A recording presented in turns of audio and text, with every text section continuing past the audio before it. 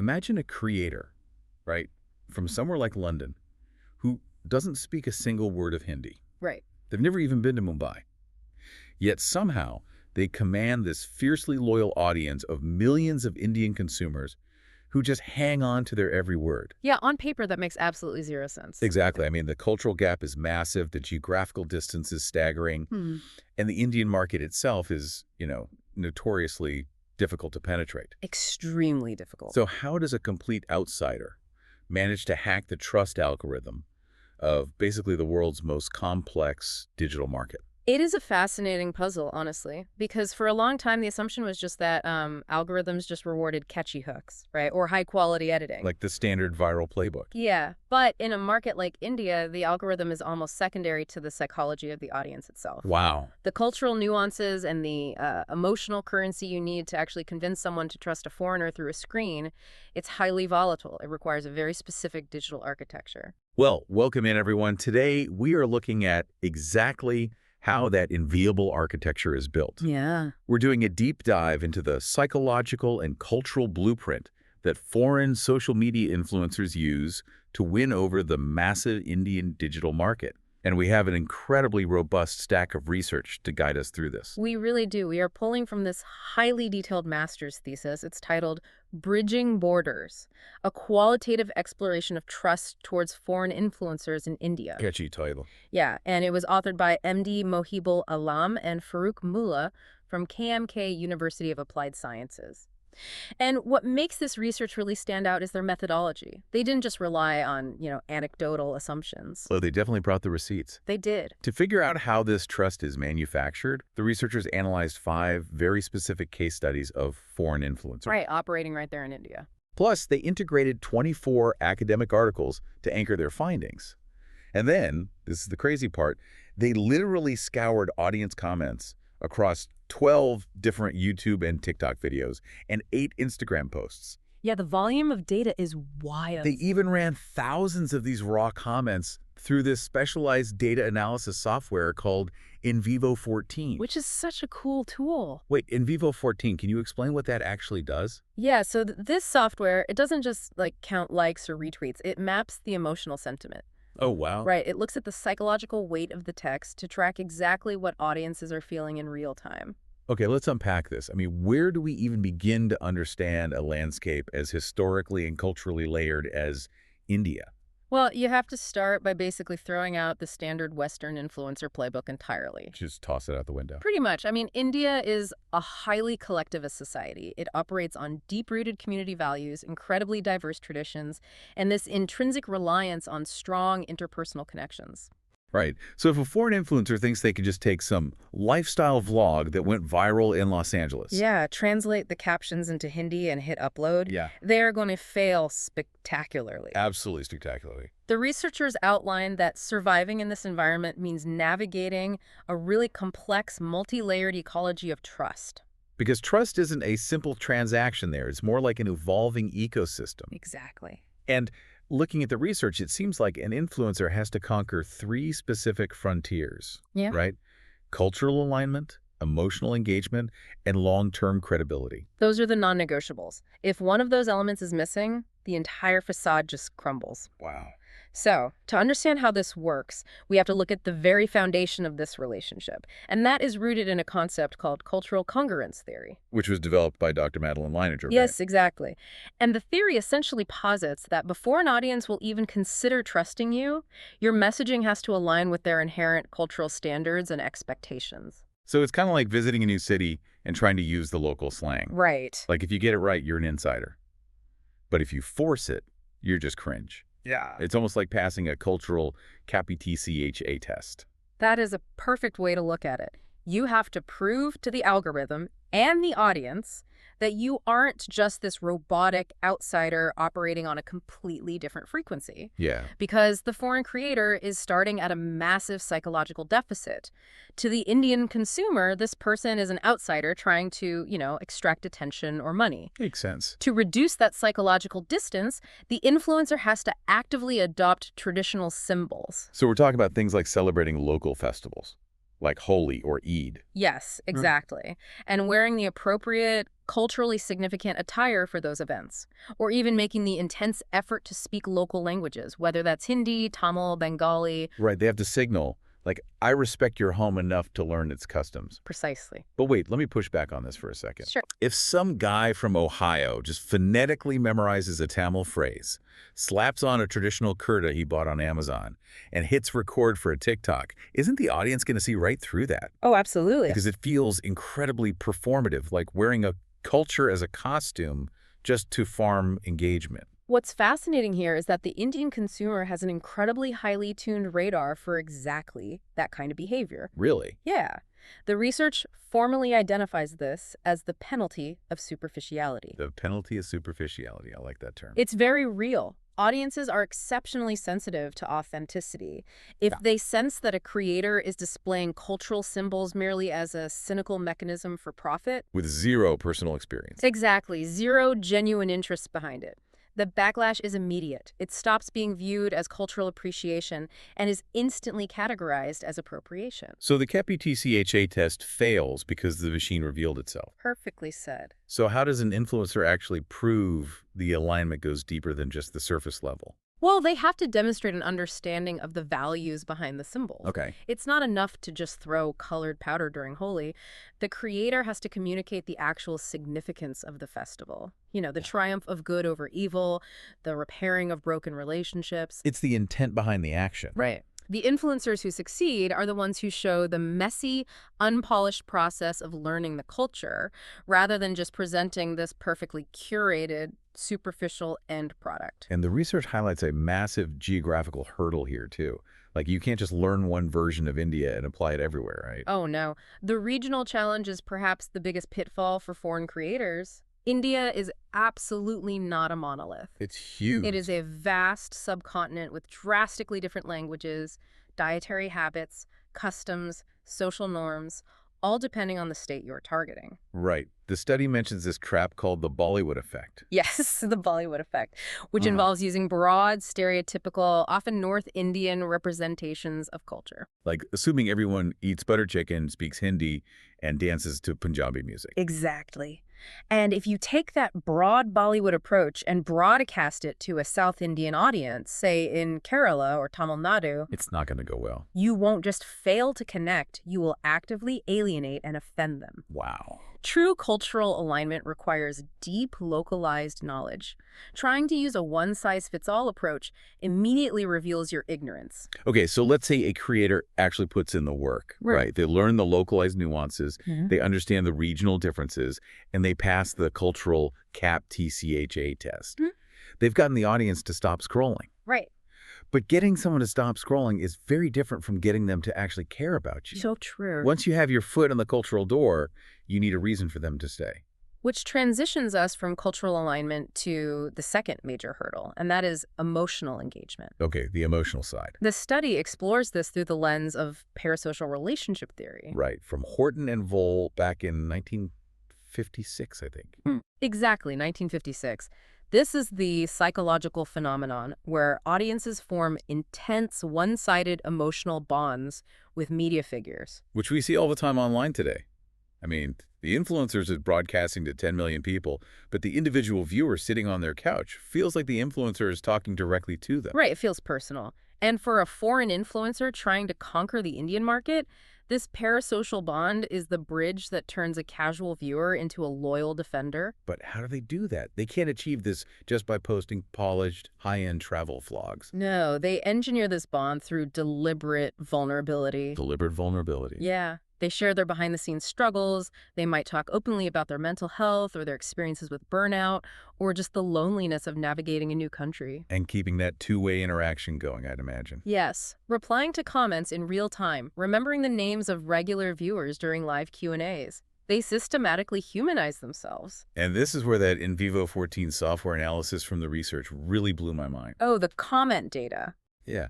When the researchers ran thousands of YouTube and Instagram comments through their sentiment analysis, they weren't just finding people saying, hey, great video. Right. They pulled actual quotes from followers saying things like, I feel that I grew with you. That specific sentiment is incredibly revealing.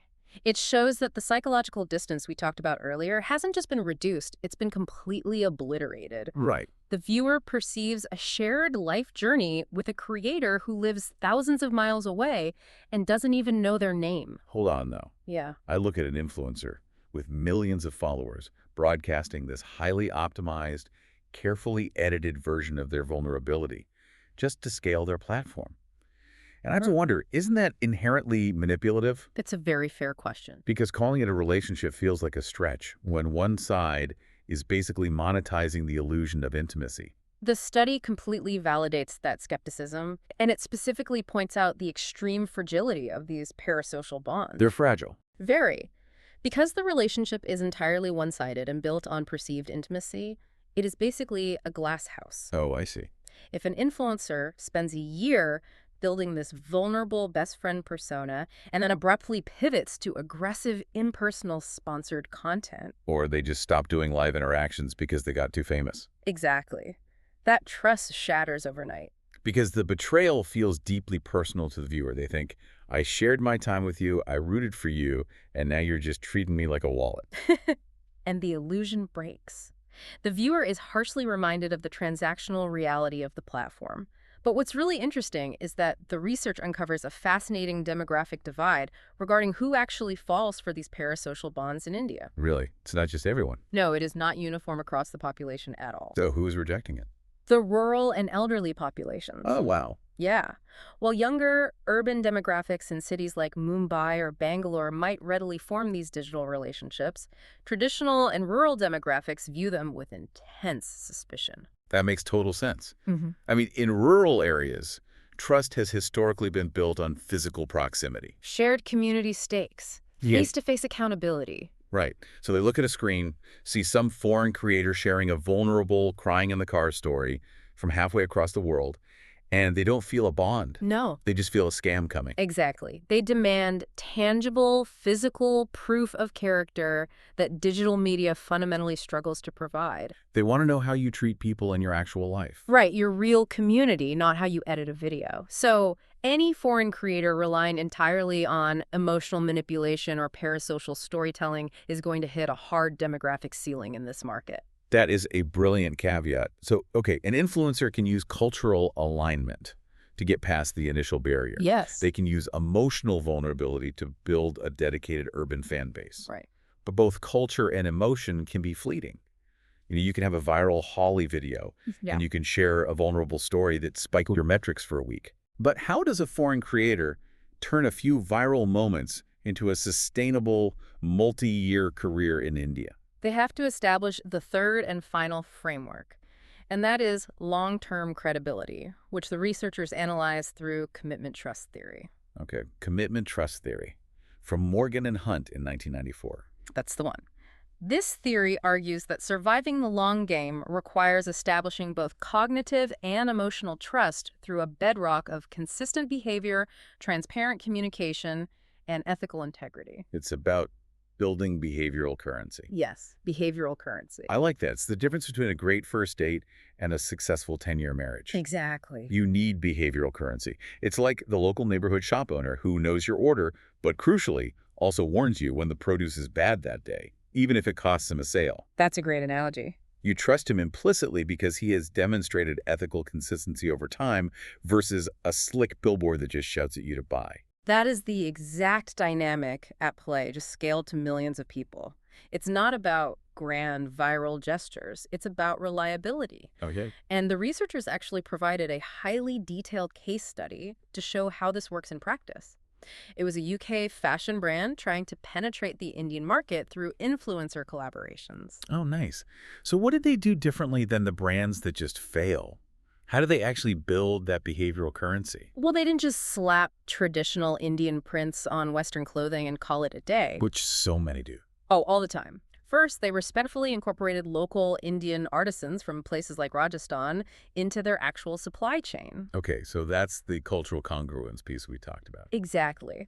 But the way they communicated it was rooted in total transparency. They brought the cameras into the textile workshops. They introduced the local weavers to the audience.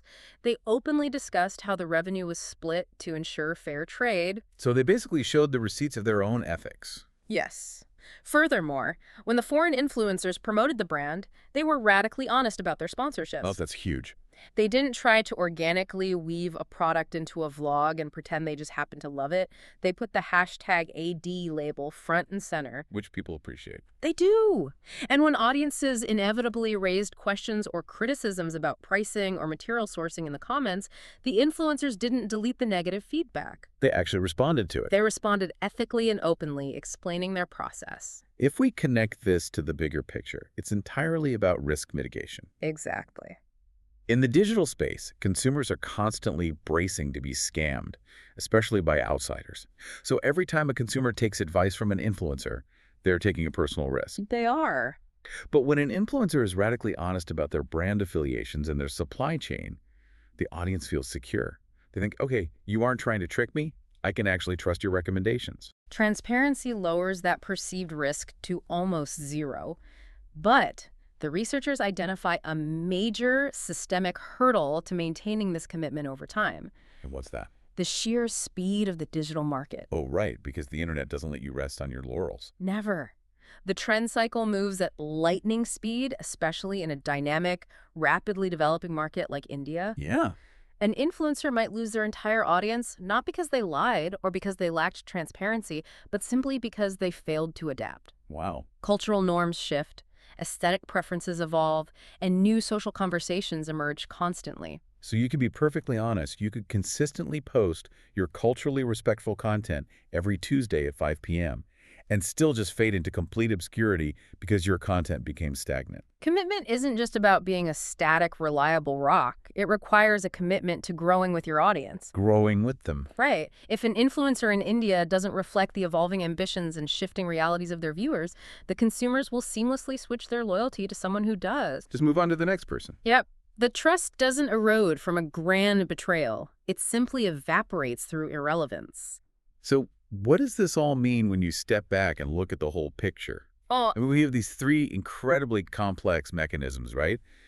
Understanding the cultural standards, engineering emotional parasocial bonds, and sustaining long-term behavioral currency. right. How do they actually interact in the wild? Because I highly doubt a creator wakes up and thinks, today I will deploy step 2 of the cultural trust matrix. Oh, they definitely don't think like that. And the researchers are clear that none of these elements function in isolation. Okay. The ultimate conclusion of the study is a conceptual model they call the triangular loop. The triangular loop. These three pillars must act synergistically. They're completely interdependent, and removing even one causes the whole structure to collapse. Let's actually break down those overlaps.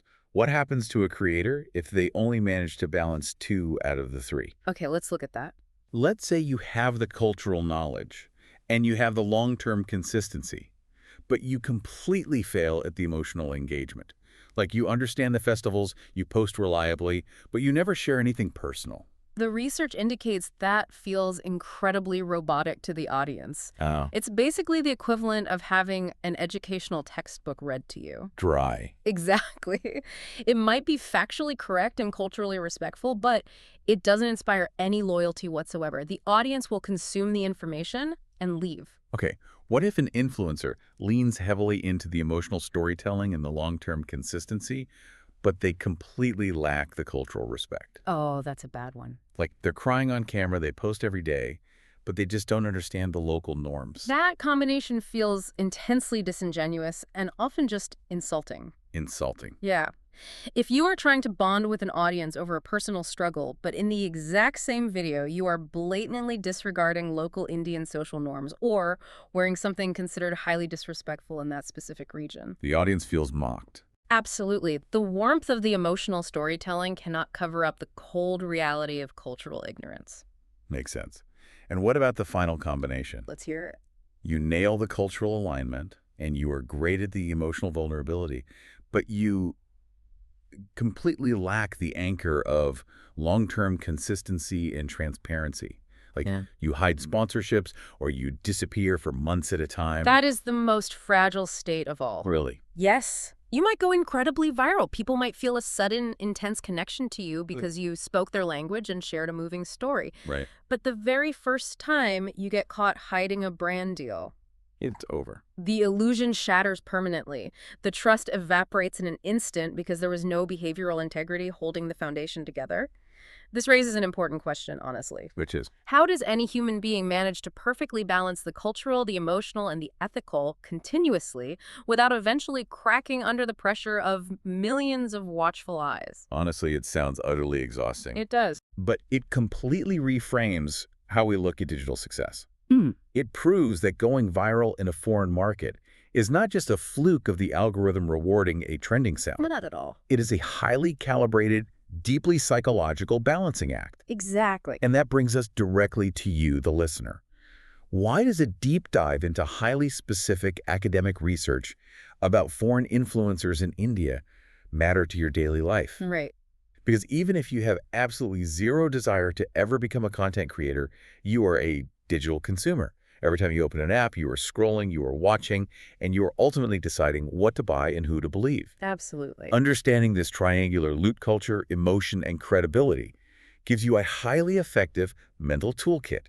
It allows you to critically evaluate exactly why you trust the voices you follow online. It pulls back the curtain. It really does. Are you trusting that creator because they have actually demonstrated long-term ethical integrity and transparent behavioral currency? Or did they just hack your attention by using a slang word from your hometown to pass a cultural KPTCA test? Exactly. Followed by a sad story about their burnout, just to manufacture a parasocial bond. Yeah. Once you can see the invisible architecture, how digital trust is engineered, you can make much more informed, active decisions about who you allow to influence your buying habits and your worldview. And I want to leave you with a final lingering thought. This is built entirely on what the study uncovered regarding demographics. Oh, this is fascinating. Yeah, we touched on how traditional and rural populations in India remain highly skeptical of these online influencers. Because they demand real physical community interaction instead of digital parasocial bonds. Exactly. But digital penetration in India is expanding at an unprecedented rate. High-speed internet and cheap smartphones are pushing deeper and deeper into these exact traditional and rural areas every single day. Which is bringing hundreds of millions of new users online. Right. So here is the provocative question to consider. As these historically screen-skeptical populations integrate into the digital economy, will they eventually adapt to the global influencer model of emotional storytelling and digital trust? Or will the global influencer playbook have to completely reinvent itself to win over a massive new demographic that absolutely refuses to be won over by a screen? It's going to be wild to watch unfold. That is a fascinating collision of old world community skepticism and new world technology just waiting to happen. So next time you are scrolling through your feed and you see that perfectly crafted video of someone thousands of miles away seamlessly connecting with a local culture, Just remember, you aren't just looking at a piece of content. you're looking at a carefully constructed psychological blueprint. You just have to decide if you trust the engineering enough to buy what they are selling. Thank you so much for joining us on this deep dive. Keep questioning the blueprint, and we'll see you next time.